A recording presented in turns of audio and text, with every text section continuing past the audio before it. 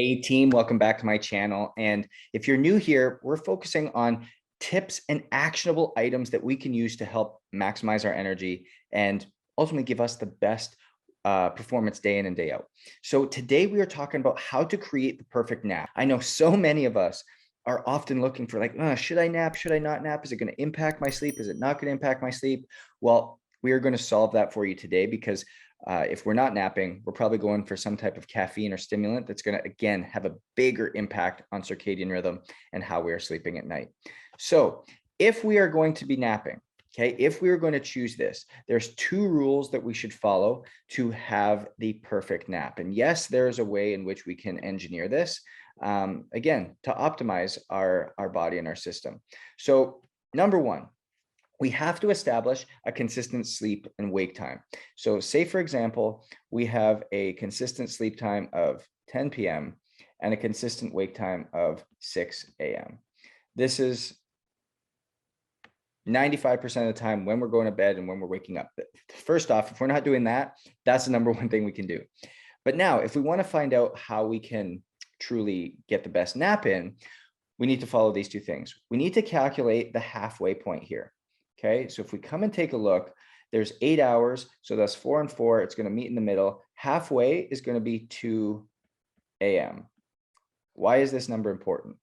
Your body has a natural low in the circadian rhythm in a 24-hour period.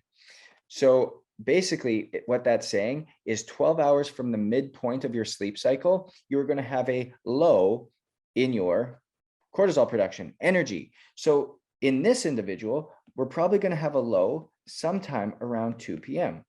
Thus, that means, so if you're going to have a nap, we want to find that 2 p.m. time, and that is going to be the optimal time for a nap because it's going to be the natural low throughout the day. If we look over a 24-hour period, cortisol is highest in the morning. We'll have a natural lull in the afternoon. It'll come back up and it'll plummet at night. Same with melatonin, lowest first thing in the morning. It'll have a little increase throughout the day, drop, and then peak at night. And this is what it looks like over that time. And so when we now know the consistent sleep and wake cycle, which is why having consistent sleep and wake time is so important, we need to make sure that that happens because otherwise we can't calculate this and our hormones don't know when to be create melatonin highs or melatonin lows throughout the day.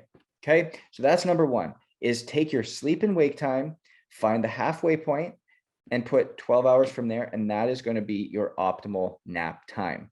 Now, second key point is the nap must be no longer than 30 minutes. 30 minutes has to be our cap point. Naps longer than 30 minutes start to induce slow wave sleep patterns in the brain, which bring you into a state of deep sleep. And this can send the wrong signal to your body because if you habitually do this, you'll be sending the signal to your body that at 2 p.m., it's now sleep time. And your body can adjust to this and think that it's now really bedtime based on your actions. Thus, when you wake up, you're going to have an increase in melatonin. You're going to be groggy. You're going to be you're going to kind of be foggy brained, and thus it's going to really impact the melatonin that should be produced late at night, which gets you into those sleeps. So these are the ways in which we are going to produce the best nap possible, basically tracking consistent wake time, consistent sleep time, find that midpoint 12 hours later. That's going to be your optimal sleep time. You can plan that 10-minute nap, 10 to 30 right in there so that you can have the best energy sustained throughout the day. If you want more videos like this, again, subscribe to this channel, comment or like below. Let me know what you thought about this and what questions you have so that we can be on the quest to get you the best energy throughout the day so you can be your best self and optimize and impact those that you touch every single day. Go own it.